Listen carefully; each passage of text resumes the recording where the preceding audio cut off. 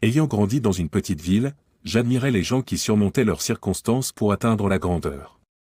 Mon frère Jeff et moi partagions cette admiration, même si nos vies étaient souvent façonnées par les circonstances. Il a été difficile de voir Maple Grove Mills, un élément clé de notre communauté, décliner après avoir été racheté par des investisseurs extérieurs. À mesure que l'économie locale s'effondrait, l'esprit de la ville s'effondrait également et j'ai réalisé que le véritable changement devait venir de l'intérieur. Des années plus tard, après avoir établi notre carrière, une opportunité s'est présentée. Nous avons cofondé Falcon Associates avec Lucie, Denny et Marty, dans le but non seulement de relancer une entreprise, mais aussi de restaurer un mode de vie en voie de disparition. Même si aucun d'entre nous ne pouvait prédire les défis à venir, nous avions bon espoir. Nous gagnions chacun 250 000 $ par an, ce qui est raisonnable pour une start-up dans un secteur à risque, avec des avantages sociaux standards. Pour répondre aux problèmes de sécurité de Jeff, nous avons embauché une entreprise pour une protection continue. Lucie et Denny ont également choisi de garder leur famille hors de la vue du public en cas de pire. Nous avions tous des polices d'assurance vie d'une valeur de 10 millions de $ pour protéger nos familles. Je m'appelle Roger Richardson, né et élevé à Rose Valley. Vous remarquerez que je n'y ai pas habité, et c'est au cœur de mon histoire. Jeff et moi n'étions pas des enfants de Maple Grove. Nos parents tenaient le Richardson's Garden, le seul restaurant chinois de la ville, ouvert en 1947 par nos grands-parents. Il est toujours exploité par notre maman aujourd'hui. Mon grand-père, un vétéran et fils de restaurateur de Portland, a vu dans Rose Valley une opportunité d'ouvrir un lieu destiné aux soldats revenant du Pacifique qui avaient soif de saveurs asiatiques. Le restaurant conservait à l'origine une partie du menu du café qu'il avait remplacé, notamment la célèbre recette de poulet frit, qui est toujours servie tous les vendredis. Mes grands-parents vivaient au-dessus du restaurant jusqu'à ce qu'ils construisent une maison et un jardin de thé derrière, après la naissance de mon père. Lorsque grand-père est décédé et que grand-mère a pris sa retraite, mes parents ont pris la relève et Jeff et moi avons passé nos après-midi d'enfance là-bas sous la garde de grand-mère. Mon amie d'enfance Cathy Henderson vivait à côté de la maison de mes grands-parents. Son père était adjoint du shérif et sa mère travaillait à temps partiel au Richardson's Garden. Quand nous étions enfants, Cathy a dit à sa mère qu'elle m'épouserait un jour, et nous l'avons fait. Nous sommes restés proches tout au long de l'école et, après que Cathy ait obtenu son diplôme, nous sommes tous les deux allés à l'Université d'État de Portland. En 2001, j'ai obtenu mon MBA, Cathy a obtenu son diplôme en comptabilité et Jeff a passé le barreau de l'Oregon. Nous sommes tous retournés à Rose Valley pour commencer notre carrière, Jeff comme avocat, Cathy comme comptable pour Maple Grove et moi comme ingénieur. Cathy et moi étions officieusement fiancés depuis l'enfance, mais nous l'avons rendu officiel après notre retour à la maison, en nous mariant en septembre. En 2002, une tragédie survient. Le père de Cathy a été tué dans un accident et plus tard cette année-là, mon père est décédé d'un cancer du pancréas. Nos mères ont décidé de vivre ensemble et Cathy et moi avons emménagé dans la maison de mon enfance, où nous avons fondé notre famille. Notre fille, Lana, est née le 24 octobre 2003. Elle était parfaite. Rose Valley a toujours semblé à l'abri des fluctuations économiques nationales, en particulier avec Maple Grove Mills produisant les biens dont les gens ont toujours besoin. Cependant, lorsque la crise du logement a frappé, même notre ville en a ressenti les conséquences. Même si les grandes maisons n'ont pas poussé ailleurs, de nombreux habitants ont été attirés par le refinancement à des taux bas, pour se retrouver lourdement endettés lorsque la bulle a éclaté en 2008. C'est à ce moment-là que Daniel Moore, président de Moore Equity Partners, est apparu. Sa société de capital investissement a proposé d'acheter Maple Grove Mills, promettant le salut à ceux qui ont des difficultés avec leur hypothèque. La ville était divisée entre ceux qui soutenaient et ceux qui s'opposaient au rachat. J'étais contre, estimant que le Congrès pourrait bientôt offrir un soulagement et que l'offre de Moore sous-évaluait l'entreprise. De plus, Moore lui-même s'est montré arrogant, et quelque chose chez lui ne se sentait pas bien. Malgré ces inquiétudes, la plupart des gens ont voté pour la vente, attirés par l'argent qui les aiderait à rembourser leurs dettes. En octobre 2008, Maple Grove Mills est devenu Maple Grove NC, mettant ainsi fin à 102 ans d'appartenance locale. Les problèmes ont immédiatement commencé. Les agriculteurs locaux ont été contraints de baisser leurs prix, des problèmes de contrôle de qualité sont apparus et même l'emballage en a souffert. Pourtant, la direction a affirmé que tout allait bien parce que les bénéfices et les ventes étaient en hausse. Je ne comprenais pas comment une direction aussi médiocre pouvait encore diriger une entreprise rentable. Mes inquiétudes ont grandi et j'ai commencé à me demander si je devais plutôt partir et aider ma mère à gérer Richardson's Garden. Cathy, ma femme, ne partageait pas mes inquiétudes, insistant sur le fait que ce n'était pas notre responsabilité en tant qu'employés de nous soucier de l'orientation de l'entreprise tant que les chèques de paie continuaient d'arriver. Nos conversations sur le travail sont devenues moins nombreuses et Cathy n'était pas contente de mon idée d'arrêter. Pendant ce temps, la solution de Lana à mes frustrations consistait à organiser des goûters avec ses poupées, ce qui me faisait toujours sourire.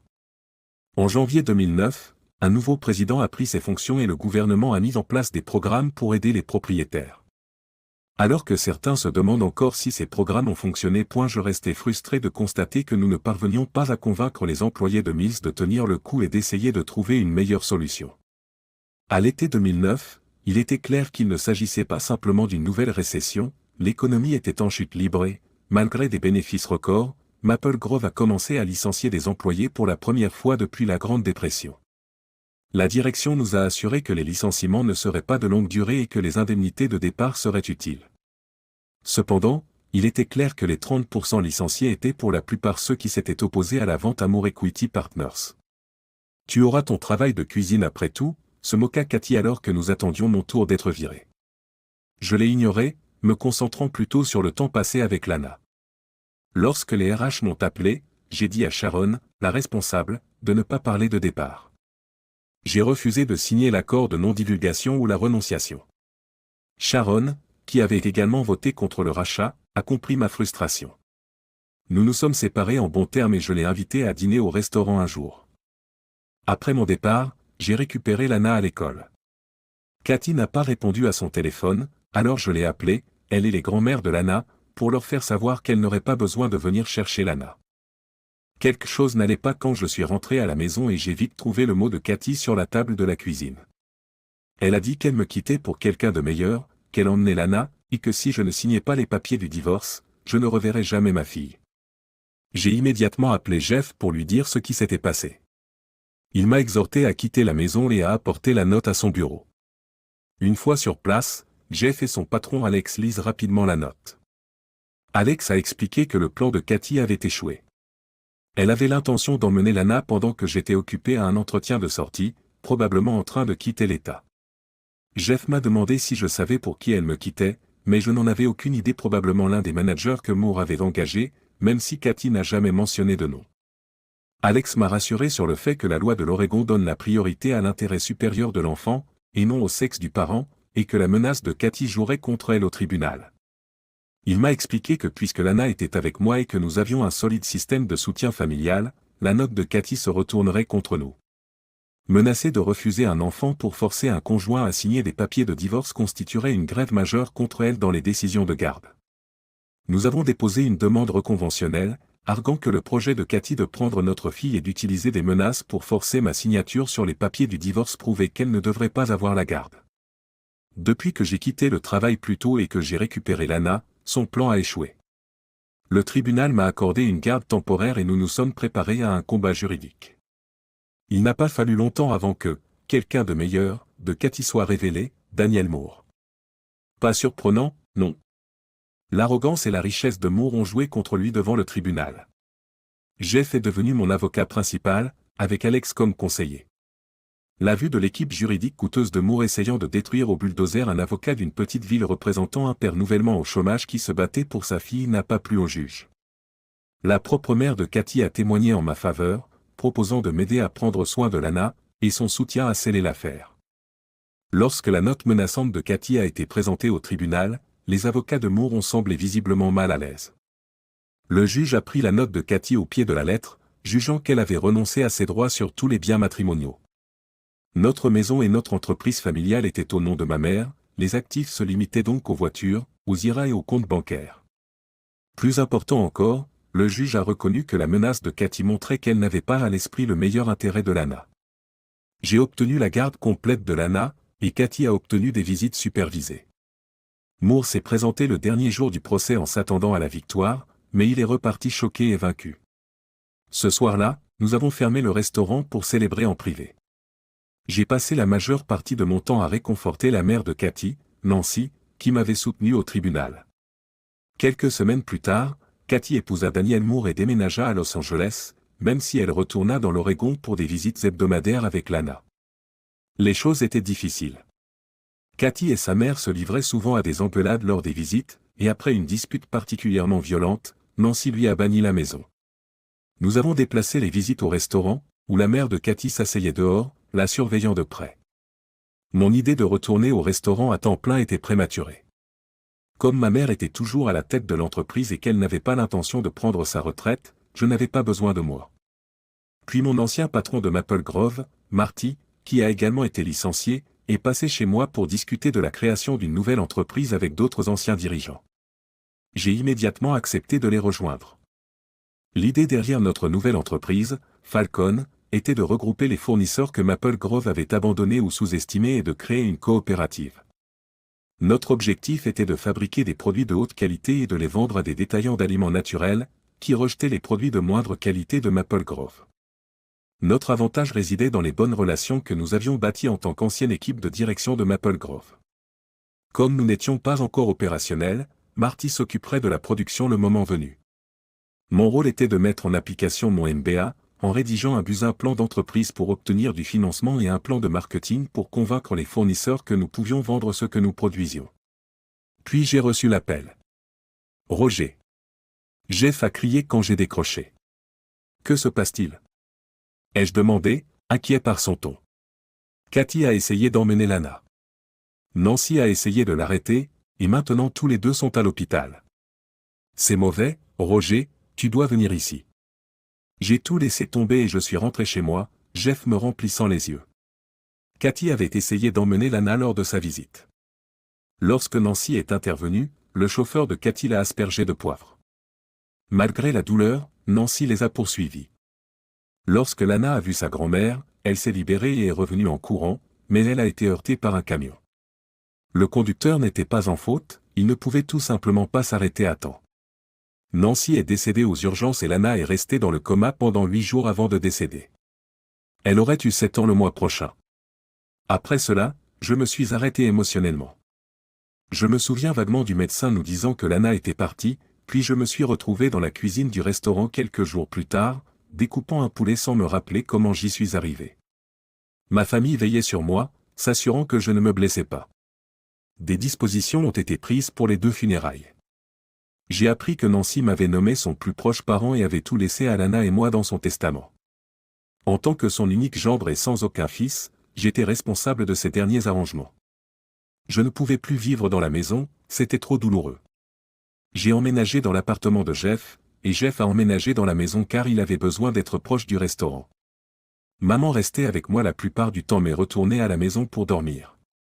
Cathy et son chauffeur ont été arrêtés sur place. Des témoins ont raconté à la police ce qui s'était passé. Le procureur a accusé Cathy d'ingérence dans la garde au 1er degré et le conducteur de détournement d'avion au 2e degré. Le conducteur a également été accusé de voie de fait au 3e degré pour avoir pulvérisé du poivre sur Nancy. Parce qu'il s'agissait de crimes, ils ont tous deux fait face à 2 chefs d'accusation de liquidation criminelle pour la mort de Nancy et Lana. Avec des peines allant jusqu'à 25 ans. Lors de la mise en accusation, Jeff et Alex ont présenté la menace antérieure de Cathy de prendre Lana et le fait qu'elle m'avait quitté pour un riche homme étranger, dont le chauffeur était impliqué. Le juge a estimé que Cathy et le conducteur risquaient de fuir et a refusé la libération sous caution. Le procureur nous a prévenu qu'il ne serait peut-être pas reconnu coupable, mais qu'il s'attendait à un accord de plaidoyer. Jeff a demandé si l'implication de Moore pouvait être prouvée, mais le procureur en a douté. Ils ont essayé d'offrir leur clémence en échange de l'implication de Moore, mais ni Cathy ni le chauffeur n'ont coopéré. En fin de compte, ils ont plaidé coupables à 2 chefs d'accusation d'homicide involontaire coupable au 2e degré et ont été condamnés à des peines concurrentes, éligibles à la libération conditionnelle après avoir purgé 6 ans.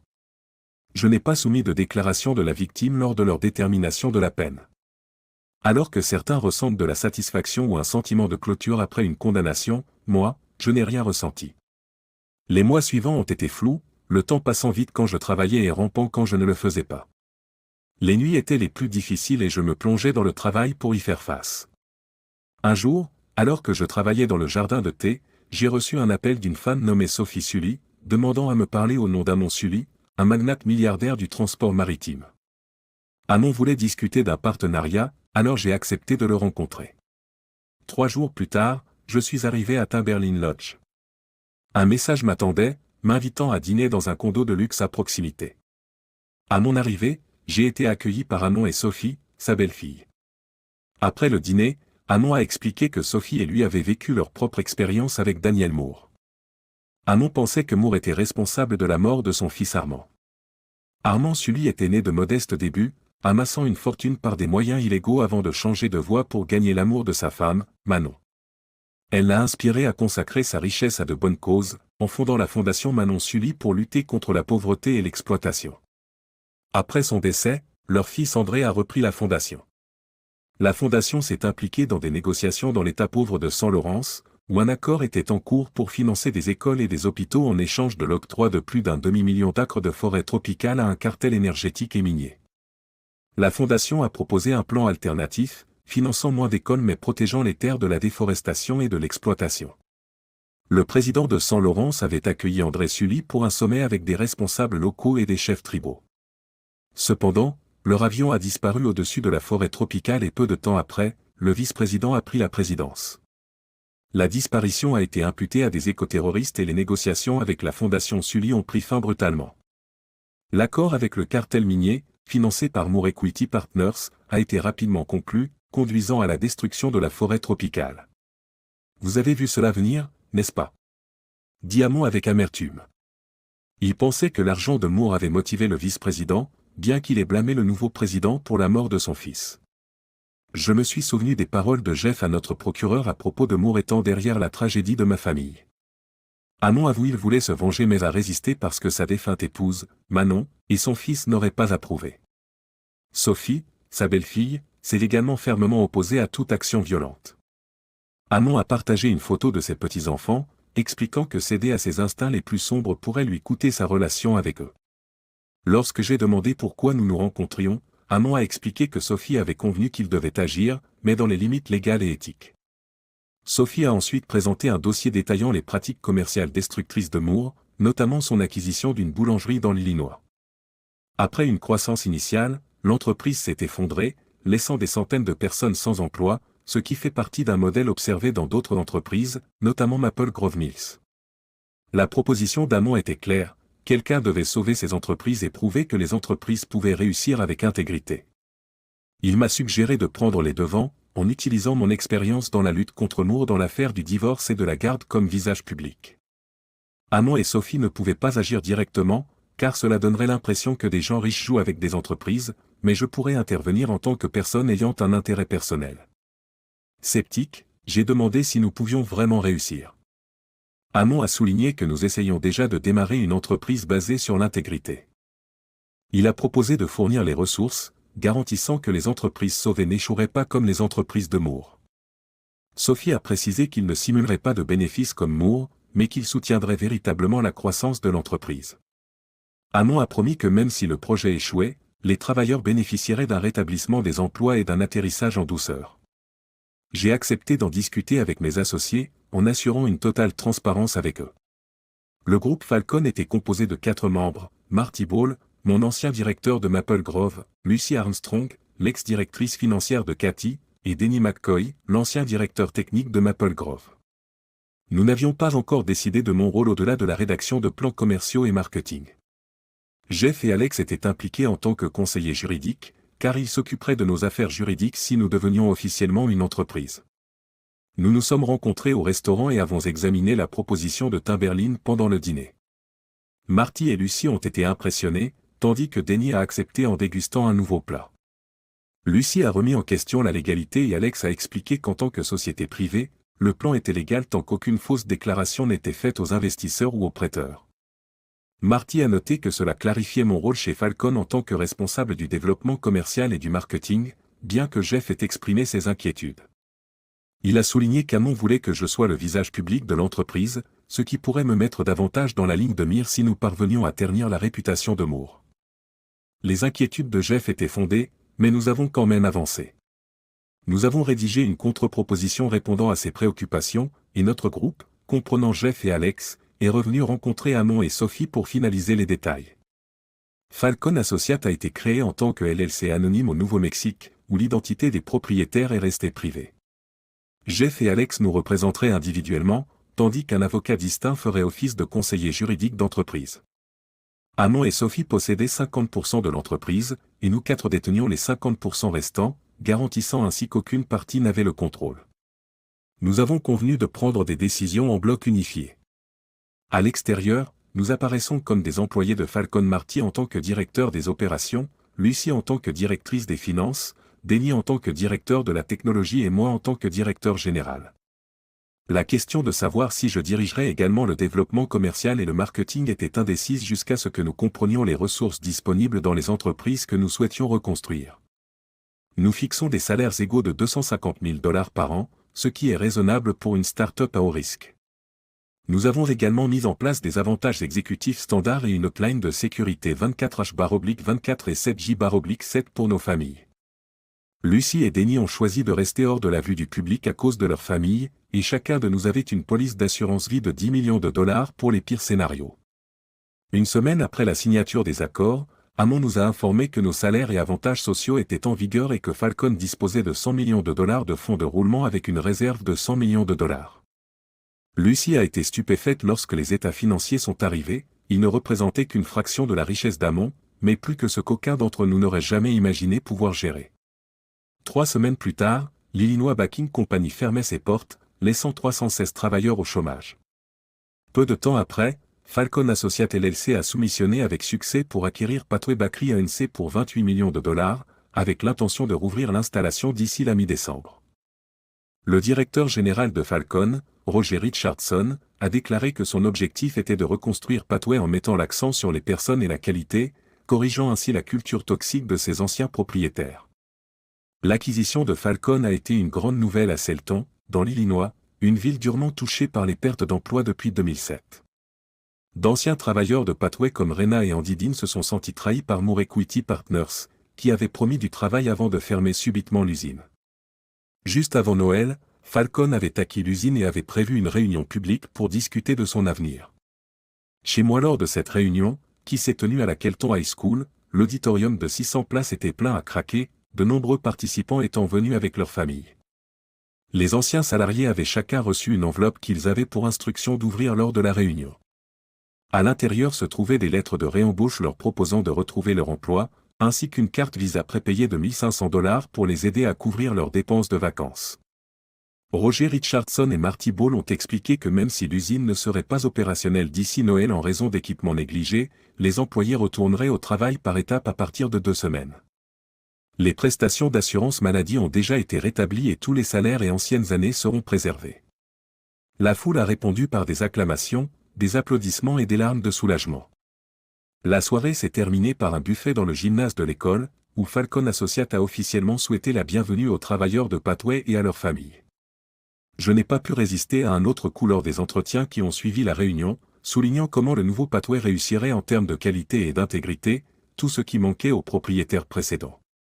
Ce soir-là, nous avons serré la main des futurs salariés et de leurs familles, qui, quelques semaines plus tôt, avaient perdu espoir.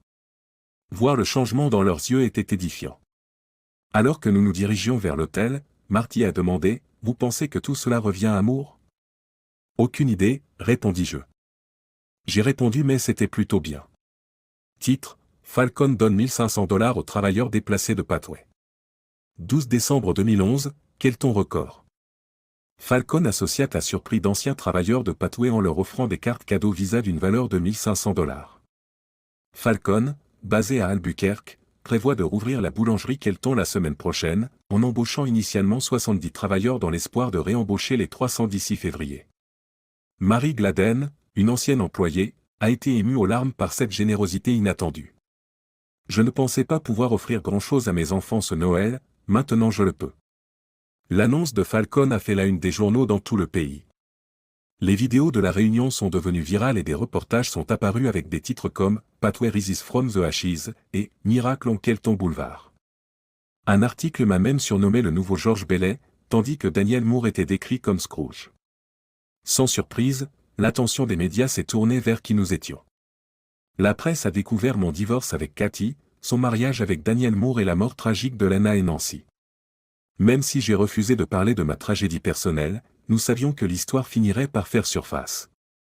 Il y avait tous les éléments d'un feuilleton, un riche millionnaire licencie un tiers des ouvriers d'une ville, séduit la femme d'un ouvrier licencié, perd au tribunal et est finalement lié à une tragique tentative de détournement d'avion qui se solde par 2 morts. Ensuite, le travailleur licencié et son ancien collègue créent une nouvelle entreprise et sauvent une autre communauté laissée sans emploi par le même millionnaire. Vous ne pourriez pas faire un meilleur scénario. Certaines histoires étaient difficiles à regarder, notamment celles qui revisitaient le site où Lana et Nancy ont été tuées. J'ai dû l'éteindre lorsque le journaliste a filmé le petit hôtel familial à l'intérieur du restaurant, où ma mère brûle de l'encens devant des photos de mes grands-parents, de mon père, de Lana et de Nancy. Jeff a nié toute implication dans l'interview tendue à laquelle Moore a été confronté devant son appartement de Los Angeles, où un journaliste lui a demandé s'il se sentait responsable de la mort de Lana et Nancy ou de l'emprisonnement de Cathy. La réaction de colère de Moore, criant quelque chose sur l'échec et les perdants, fut le coup le plus dur qu'il ait jamais subi. Si Jeff y participait, je pourrais vivre avec ça. La question de savoir si je serais simplement le visage du nouveau Pathway ou si je jouerais un rôle concret dans le développement commercial, le marketing et les ventes a reçu une réponse claire, oui. Les anciens dirigeants de Pathway étaient impatients de revenir, mais ils avaient besoin de conseils pour passer de la restauration de l'ancien Pathway à la construction d'un nouveau capable de répondre aux besoins des marchés modernes. Puisque c'était moi qui remettais les cartes cadeaux de 1500 $ et promettais de reconstruire ensemble, il m'appartenait naturellement de rallier l'équipe et de l'enthousiasmer pour l'avenir. Il a fallu 4 mois pour que l'usine Pathway soit pleinement opérationnelle en raison d'années de négligence sous la direction de Moore. Nous avons été confrontés à des violations de sécurité, avons reporté la maintenance et avons dû remplacer des équipements obsolètes. Nous avons également amélioré la technologie du bureau, remplacé tous les ordinateurs et conservé les disques durs pour un projet de données secret. Le reste a été reversé aux écoles locales et aux organisations à but non lucratif. Nous avons également investi dans notre main-d'œuvre. Les employés qui n'étaient pas encore revenus à temps plein ont reçu une formation soit pour mettre à jour leurs compétences, soit pour se préparer à de nouveaux équipements comme des robots. Lorsqu'on lui a demandé si les robots entraîneraient des suppressions d'emplois, Marty a expliqué que l'objectif était d'augmenter la production avec la même main-d'œuvre, un peu comme dans le passé, où la production doublait sans augmenter les effectifs. Les préoccupations concernant la vente d'un plus grand nombre de produits Pathway après la baisse de la qualité ont été résolues en se concentrant sur le rétablissement de la confiance avec les anciens clients. Notre message, Pathway est de retour et meilleur que jamais. Nous nous sommes également développés sur de nouveaux marchés comme les produits biologiques, sans sucre, sans gluten et sans céréales, qui avaient été ignorés sous la direction de Moore.nt mais la demande était désormais croissante. Il s'est avéré que le marché américain des produits sans gluten a connu une croissance de plus de 60% au cours des 4 années suivantes. Notre gamme de produits sans gluten, lancée à l'été 2012, représentait près d'un tiers de nos revenus, consolidant ainsi ma réputation au sein de l'équipe marketing de Pathway. Pendant ce temps, Maple Grove Mills, après avoir lâché les analystes marketing que nous avions embauchés comme consultants, a complètement raté le boom du sans gluten. La première année du nouveau Pathway m'a semblé être une période de travail sur la Falcon coopérative, mais à une échelle beaucoup plus grande. Au lieu de parcourir l'Oregon et Washington pour nouer des relations, je voyageais à travers les États-Unis, travaillant sur des partenariats nouveaux et renouvelés pour Pathway.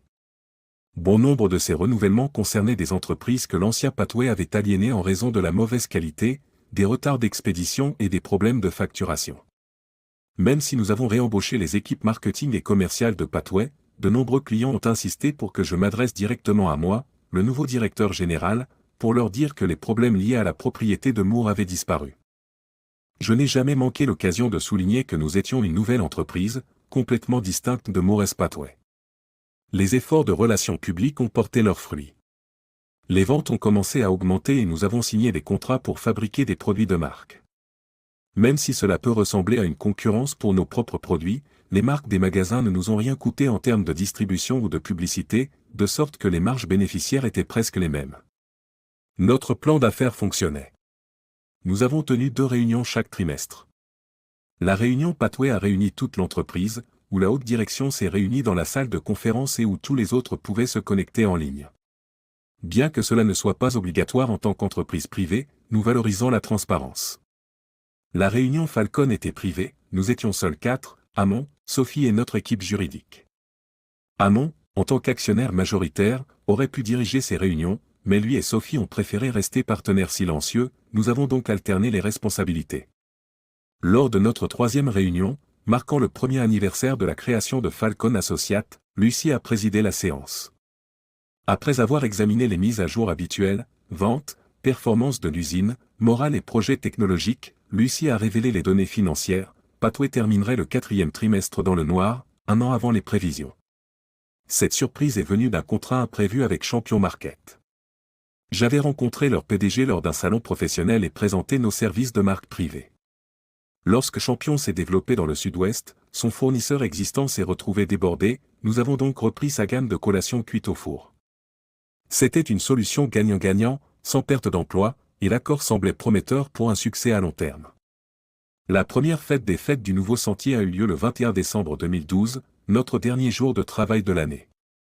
L'entreprise a fourni les plats principaux et les employés ont apporté des articles à partager. Les familles et les enfants étaient invités, avec quelqu'un déguisé en Père Noël, pas moi. Nous avons projeté La vie est belle dans la salle de conférence et j'ai dit en plaisantant aux enfants que le prénom de Monsieur Potter était Daniel, ne manquez jamais une opportunité.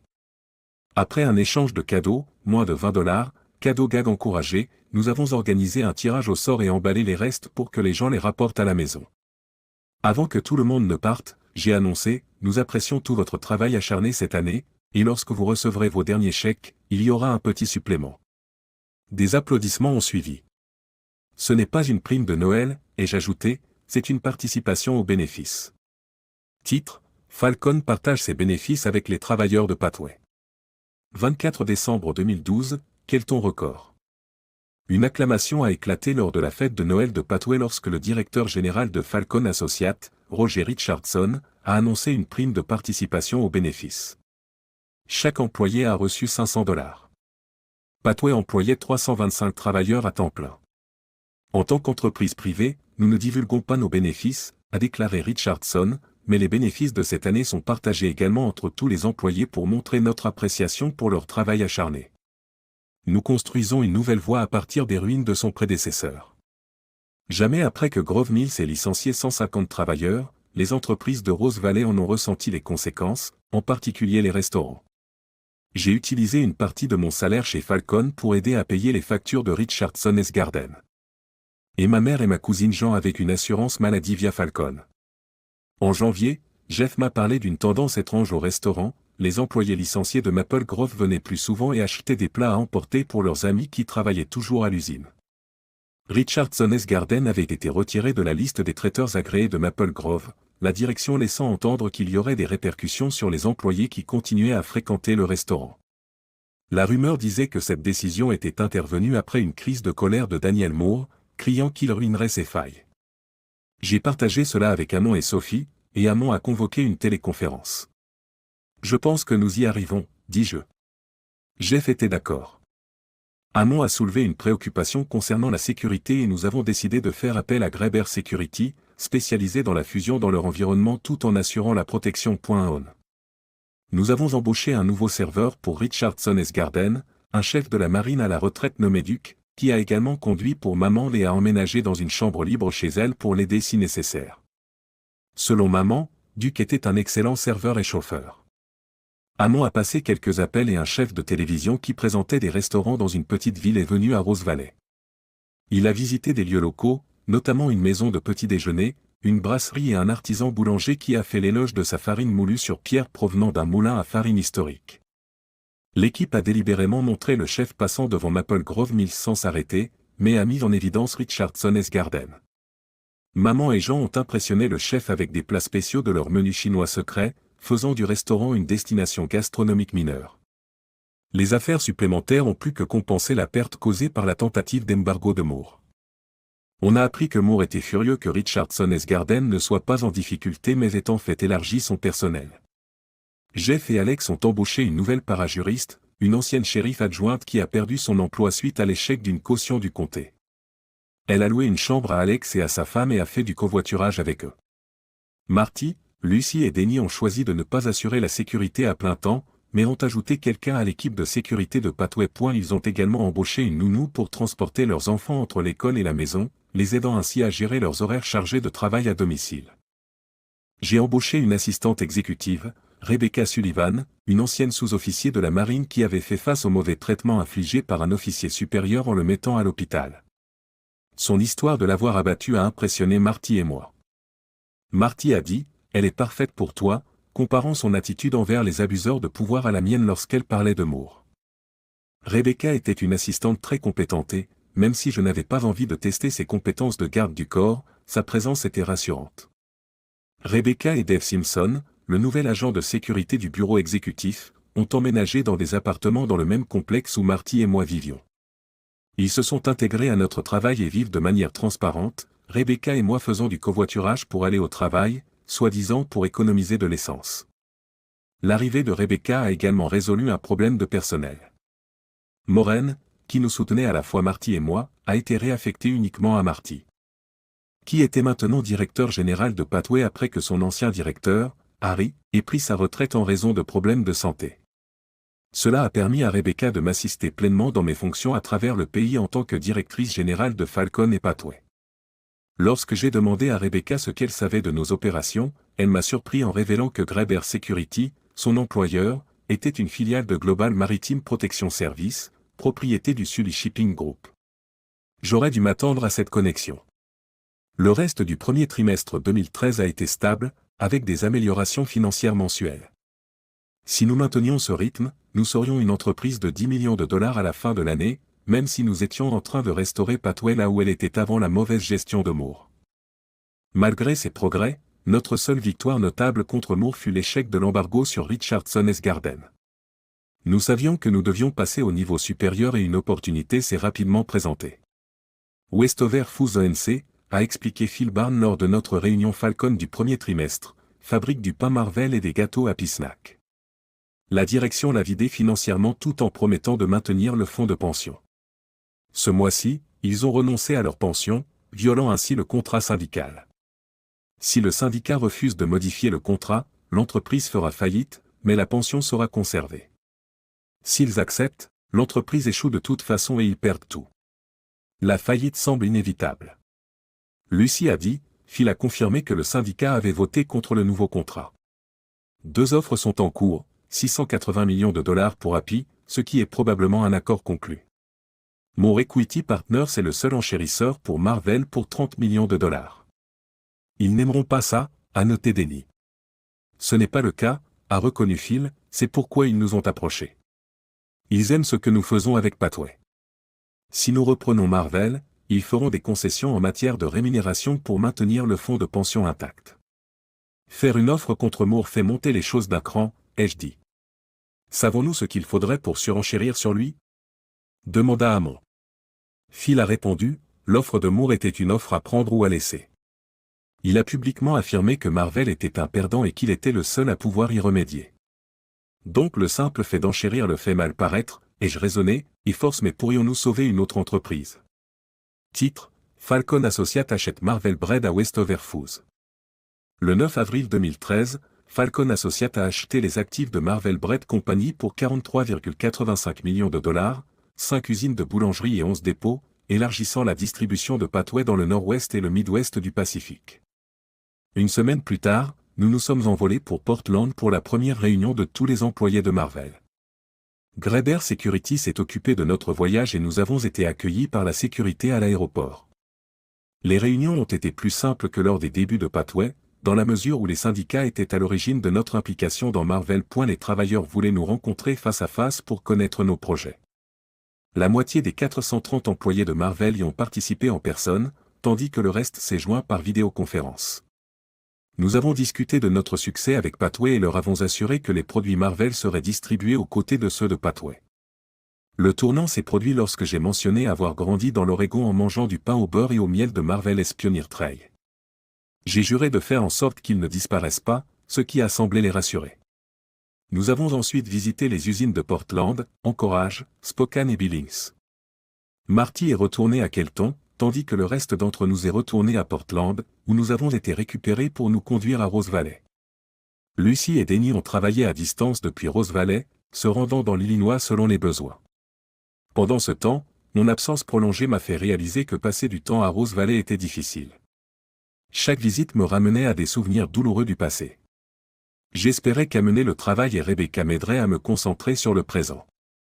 Rebecca, mon assistante de direction, a insisté pour rester dans la deuxième chambre de mon appartement, au-dessus du restaurant. Maman ne semblait pas s'en soucier, elle aurait peut-être même pensé qu'avoir quelqu'un de nouveau dans les parages était une bonne chose après Cathy. Une nuit, je me suis réveillé et j'ai trouvé Rebecca à côté de moi.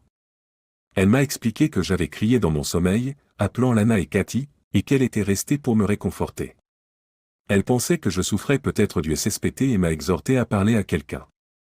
Plus tard, alors que nous examinions les notes des réunions Marvel, Rebecca m'a demandé comment j'avais réussi à inspirer l'espoir aux autres tout en luttant contre ma propre douleur.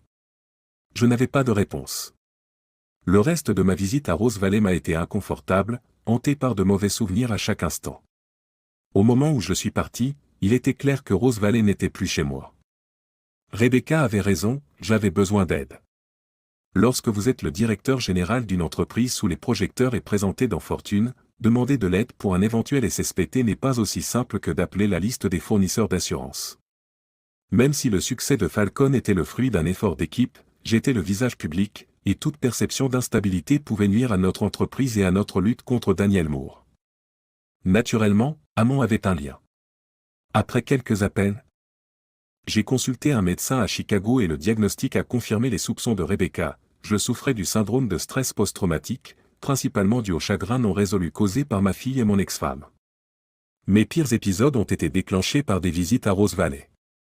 Mais le SSPT n'était pas mon seul problème, je souffrais également de stress chronique dû au travail, de la responsabilité de centaines d'emplois et de la présence constante de gardes du corps. En plus de cela, j'ai montré des signes de dépression. J'ai laissé le médecin avec des médicaments et un plan de gestion du stress, et je suis revenu pour une thérapie bi-hebdomadaire. Nous n'avons pas eu besoin de sauver une autre entreprise pour satisfaire à la condition de Sophie consistant à éviter toute atteinte à l'innocence, nous devions simplement sauver des emplois. Marvel s'est avéré plus facile à reconstruire que Pathway, car le groupe de capitaux propre de Westover l'avait ignoré en vidant Happy Brands. Les marques de pain régionales de Marvel se développaient, en particulier dans le nord-ouest du Pacifique. Le dépôt que nous avons acquis a contribué à étendre la distribution de Pathway, qui était déjà très forte grâce à l'attention que nous avons reçue à l'échelle nationale après l'acquisition de Pathway et l'attribution des bonus de Noël. Le soutien de la population a stimulé la demande et nous avons dû ajouter des équipes pour répondre aux commandes pour les fêtes, ce qui en a fait le plus grand Noël de l'histoire de Pathway. Les concessions faites par le syndicat de Marvel nous ont permis d'égaliser les salaires dans toutes les divisions de Falcon, et une fois cela fait, les concessions syndicales ont été levées. Les syndicats représentant les employés de Marvel, Westover et Pathway ont finalement fusionné et négocié en un seul, ce qui nous a permis de gérer plus facilement les contrats à l'échelle nationale. Marvel Bread, combiné à une thérapie, a été bon pour moi. Fin décembre, ma tension artérielle avait chuté de 20% et j'avais appris à réorienter mes rêves vers des souvenirs plus heureux de ma fille. Nous avons tous célébré une bonne année en 2014 enfin, peut-être pas tout le monde. Notre première réunion trimestrielle de 2014 s'est déroulée sans problème. Les ventes étaient en hausse, les usines fonctionnaient bien et le moral des employés était bon. Ensuite, nous avons obtenu les résultats de notre projet de données secrètes. Lorsque Falcon a acquis Pathway, nous avons hérité non seulement de ses actifs physiques, mais aussi de sa propriété intellectuelle, y compris d'anciennes données. L'équipe de Denny travaillait depuis des années pour récupérer les données supprimées des serveurs et des sauvegardes, dont certaines que les employés de Moore avaient négligemment laissées derrière eux lorsqu'ils effaçaient les disques durs. Il s'avère que Moore avait utilisé les finances de Pathway pour commettre une fraude, transférant de l'argent pour donner l'impression que l'entreprise était rentable. Nous avons trouvé des emails, des numéros de compte pour des comptes offshore et des documents le liant à des projets d'autres sociétés comme Wilson Energy et Pulson Mining. Plus choquant encore, Denny a découvert des documents montrant que Moore avait orchestré la détresse financière des propriétaires de Rose Valley pour forcer le rachat de Maple Grove Mills. Son groupe avait accordé des prêts hypothécaires toxiques aux résidents, poussant plus de 60% des logements de la ville à accent grave. Les propriétaires sont sous l'eau, ruinant ainsi la vie de nombreuses personnes pour prendre le contrôle de l'entreprise. Nous avons transmis toutes les données au Consumer Financial Protection Bureau, à la FTC, à la SEC, à l'IRS et à d'autres agences. Le 12 avril 2014, des accusations ont été portées contre Daniel Moore et Moore Equity Partners pour fraude, évasion fiscale et escroquerie de 3,2 milliards de dollars. Moore avait falsifié ses revenus pour garantir des prêts et utilisé de l'argent frauduleux pour rembourser les prêteurs précédents. L'IRS a découvert des comptes offshore et plusieurs sociétés utilisées pour cacher l'argent volé. La SEC a demandé la restitution des gains illicites de Moore, tandis que le DOJ a gelé ses avoirs. Une audience du tribunal était prévue pour décembre et l'IRS a demandé la poursuite du gel des avoirs. Les procès ont duré plus d'1 an, au cours duquel Moore a affirmé à plusieurs reprises que les preuves contre lui étaient falsifiées. Denny et Lucy ont témoigné sur la récupération des données de Pathway, et la défense de Moore n'a pas pu expliquer comment les fausses données incluaient de vrais comptes bancaires offshore dans des endroits comme les Bahamas et le Luxembourg, détenant plus d'1 milliard de dollars qui n'ont jamais été déclarés à l'IRS. Le 24 juin 2015, Moore a été condamné à 60 ans de prison pour fraude et évasion fiscale. Il avait fondé Moore Equity Partners en 1985, qui possédait 5 sociétés à son apogée. Moore a été reconnu coupable de falsification de revenus pour garantir des prêts, d'utilisation d'argent obtenu frauduleusement pour rembourser des dettes antérieures et de dissimulation du produit pour échapper à l'impôt. Il a été condamné à payer 3,2 milliards de dollars de dédommagement. Par ailleurs, cet associé et plus d'une douzaine d'employés ont également été inculpés. Soit ils ont plaidé coupables, soit ils ont été reconnus coupables après avoir témoigné contre Moore. Cependant, nous avons été déçus lorsque le DOJ a classé le système d'hypothèque prédatrice de Moore à Rose Valley comme une infraction civile, sans aucune accusation pénale. Le gouvernement a saisi 2,8 milliards de dollars d'actifs, notamment des comptes, des propriétés et des effets personnels à l'étranger. Falcon Associates a reçu une récompense de dénonciation de l'IRS pour 30% du montant récupéré, soit un montant estimé à 960 millions de dollars, la plus grande récompense de l'histoire une fois les actifs entièrement liquidés. Notre projet visant à faire tomber Daniel Moore en relançant les entreprises qu'il a ruinées a généré un bénéfice de près de 600 millions de dollars. Mon ex-femme, qui avait travaillé au service financier de Maple Grove Mills sous Moore, n'a pas été inculpée. Elle a conservé 500 000 dollars, un condo de 1,6 million de dollars à Los Angeles et quelques voitures jusqu'à sa sortie de prison. Ces biens étaient gérés par un tuteur désigné par le tribunal. Amon Sully est décédé paisiblement le 2 octobre 2015, à l'âge de 91 ans. Bien qu'aucune preuve ne relie Moore à la mort du fils d'Amon, André, nous espérions que le fait de voir Moore emprisonné amènerait Amon à tourner la page. Son mémorial était une affaire privée, en présence uniquement de sa belle-fille Sophie, de ses petits-enfants et de ses amis proches. Nous n'y sommes pas allés, car il avait voulu garder secret son lien avec Falcon Associates pour nous protéger tous. Les médias ont déclaré qu'Amon avait laissé des millions à des œuvres caritatives, son empire maritime revenant à sa belle-fille et à ses petits-enfants. Plusieurs semaines après la lecture de son testament, nous avons rencontré Sophie à la copropriété Timberline. Amon m'a légué sa part dans Falcon Associates, a déclaré Sophie, assurant que nous restions des partenaires commerciaux. Elle nous a remis un état financier révélant que la valeur de Falcon avait atteint 1 milliard de dollars, ce qui porte la valeur de chacune de nos actions à plus de 200 millions de dollars. Le dernier investissement d'Amon, confirma Sophie. Il m'a dit que Falcon était le projet dont il était le plus fier, même si personne en dehors de cette salle ne saurait jamais qu'il l'avait financé. Sophie nous a également remis une lettre d'Amon. Dans ce document, il exprimait sa gratitude pour notre amitié et pour l'avoir aidé à trouver la rédemption. Il a terminé la lettre par une demande simple, sauvegardant autant que possible. Sophie sourit alors que je terminais de lire. Alors, a-t-elle demandé, qui allons-nous sauver ensuite? Quelques mois plus tard, Falcon Associates finalisait le rachat des actifs de Moore Equity Partners. Le 4 décembre 2015, nous avons acquis Wilson Energy, Pulson Mining et Maple Grove Mills pour environ 528 millions de dollars. Les opérations de Moore à Wilson et Pulson ont été fondées sur la destruction de l'environnement et le déplacement des communautés autochtones. J'ai dit qu'en tant que directeur général de Falcon, nous mettrions immédiatement fin à ces pratiques et travaillerions à réparer les dégâts. Maple Grove Mills retrouvera également son ancienne réputation de qualité. Falcon Associates respectera les normes les plus élevées en matière d'intégrité commerciale. Nous avons découvert que Wilson et Pulson étaient pour la plupart des sociétés holding utilisées par Moore pour frauder les investisseurs. Heureusement, leur promesse de destruction massive de la forêt tropicale n'était qu'une autre fraude. Lorsque nous avons annulé l'accord sur la forêt tropicale de Saint-Laurent et rompu les liens avec les voyous engagés pour intimider les tribus autochtones, nous n'avons trouvé qu'environ 200 employés réels entre les deux sociétés.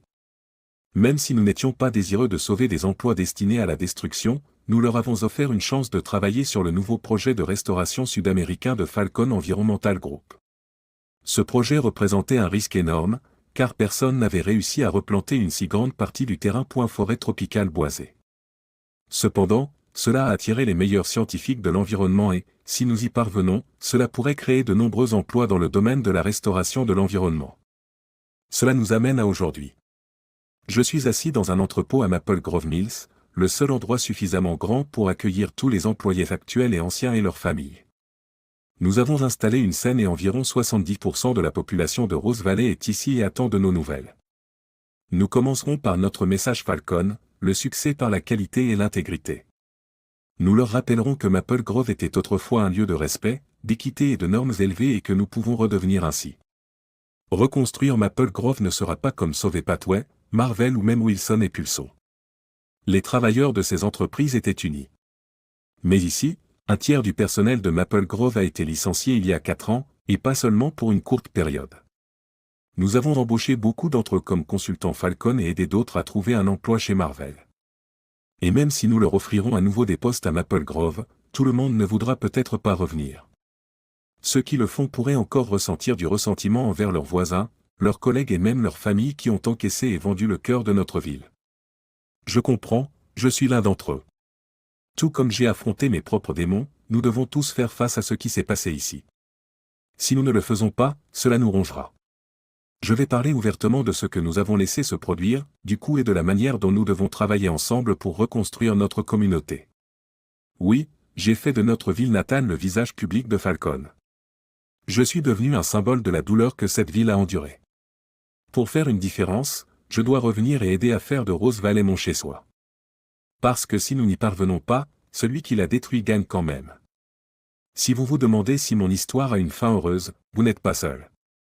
Bien sûr, je suis passé du chômage à celui d'associé dans une entreprise valant $1 milliard.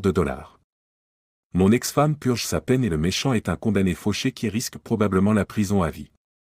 Plus d'1 millier de travailleurs dans plusieurs États me considèrent comme leur sauveur. Mais j'échangerai tout cela pour garder ma fille dans mes bras. Il y a une partie de moi que le succès et la justice ne peuvent guérir. Quant à l'amour, il me faudra beaucoup de temps, voire jamais, avant de reprendre cette voie. Pourtant, la vie continue et j'ai de quoi m'occuper. Alors peut-être qu'il n'y a pas de fin claire. Je ne peux pas dire que je suis heureux, mais j'ai un but, et pour l'instant, ça suffit. Peut-être qu'il y a de l'espoir après tout.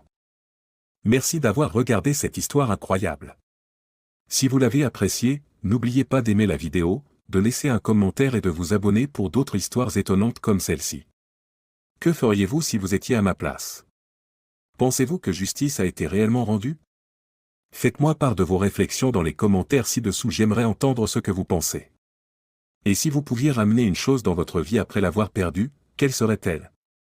Merci pour votre soutien et j'ai hâte de vous voir dans la prochaine story.